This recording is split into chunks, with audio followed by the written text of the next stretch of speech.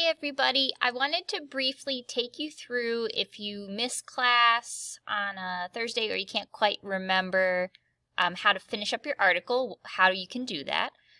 Specifically what I'll be showing you how to do is how to work with text boxes to insert infographics, how to make your quotes look really interesting, and then how to really finish and polish stuff up so that it looks really nice. So you can see I've already started working on the left side here. I have my title. I have the byline, which is the name of the author. It's smaller than the title. That's very important. And then the actual article should be no more than 12-point font. I added a picture of a kitten, so that's one of the requirements of the assignment, and the text is wrapped around it, so I'm set to go on that. So now what I want to do is come on over here and work with this area. Right now it's not visually appealing. So what I'm going to do first is make the statistics really pop out using infographics and make the quotes pop out using quote bubbles. So this is an area where you can get really creative. One thing I'll definitely want to do is make the part where it says stats a little bolder just to show it's a different section. If you go under properties, all of the text stuff pops up. So I'm just going to increase the size of the word stats. I'm also going to make it bold so it really pops out. I'm going to hit enter on my keyboard just to make a little room, and then I'm going to start bringing in my infographics. So if I go File, Place, go into the D drive, and here are the infographics I made. I can place those into the picture. So there's my first one. I can resize it based on the size I think makes sense. And I want the 100% of all kitten owners find kittens adorable kind of coming out from it next to it. So to do that, I'm going to make myself a text box. It'll insert that kind of placeholder text. And then I can copy this in.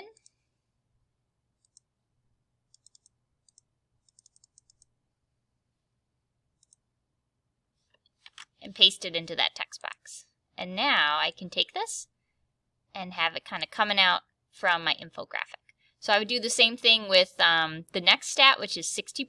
So I would have put my infographic for that. And then the next one for the 30%. So I'd have that all set to go. I'm going to skip ahead just for the sake of time. But then I want to work with my kitten quotes. So again, I'm going to make that, highlight it. I'm going to make it bold. I'm going to increase the size so it's the same as the other one. And for this one, I made some quote bubbles I'm going to bring in. So File, Place.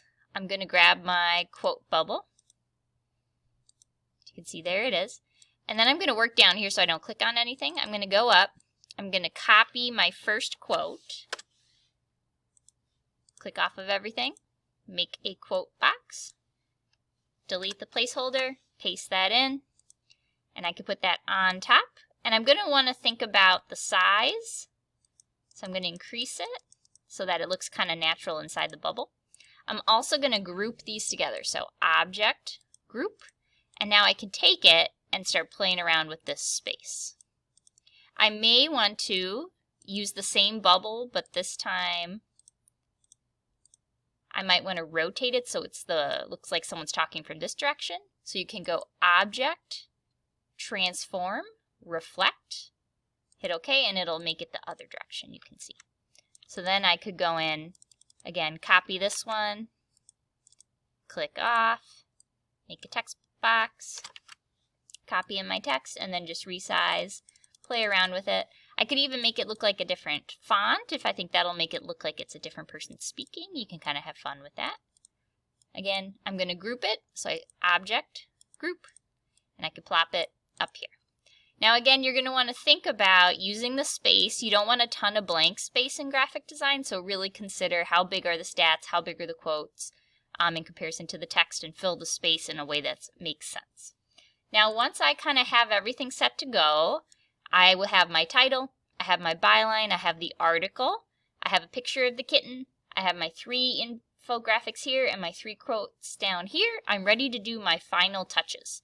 The first thing I'm going to do is if I go under Window, Tools, there we go. So if I click on the text, paragraph comes up here. You want to click this box and it will unhyphenate any of the words that are being cut off. So again, click on the text box, hit paragraph, unhyphenate, unclick that box, and it'll fix any text that's cut off. You also want to click on the text box and do a very quick spelling check. So edit, check spelling. See if there's any words that don't make sense. And then you'd want to go ahead and fix those up. That looks good. I'll do the same spell check over here. Edit, spell check. You get the idea? Once I've done that, I'm going to show it to Rachel, and I'm going to get the OK from Rachel. And she's going to put a check mark on the top that says R OK. And that's the signal to then bring it to Colleen to get the OK from her. You have to get both Rachel's OK and Colleen's OK to get an article turned in for the yearbook. Okay? To save it, again, I always save, file saves, in case I have to go back and edit anything. And if I go file, save it as a PDF in my folder, I can hit yes. It'll go ahead and save my PDF document.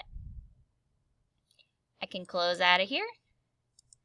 And then what I want to do is make sure to drag my whole kitten folder onto the shared drive. So just to show you where it's going to go, Art Yearbook, Articles Turn-In. You want to drop your whole folder into there. So again, from the D drive to there, turn it in, and it'll start to populate in here.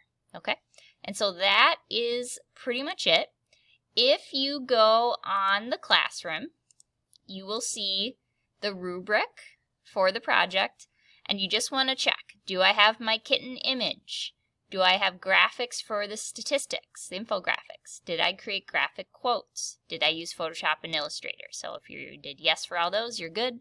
Is your title bigger than the byline? The body is only 12-point font. You did your spelling check, and it fits on as few pages as possible, and it's readable. That's really important. If your article's not readable, we're not doing our job as graphic designers. Does it have visuals? The layout makes sense. Text, title, author, present, and there's a background that connects to the theme. Theme connection is very important. You got it approved by Colleen and I, and it's an Illustrator and a PDF file on the server. So those are the big things you got to do. If you're done early today, feel free to go on the server under articles, start perusing some of the options. We'll have our first editor meeting on Friday where we can pick which article you want to do for your first project.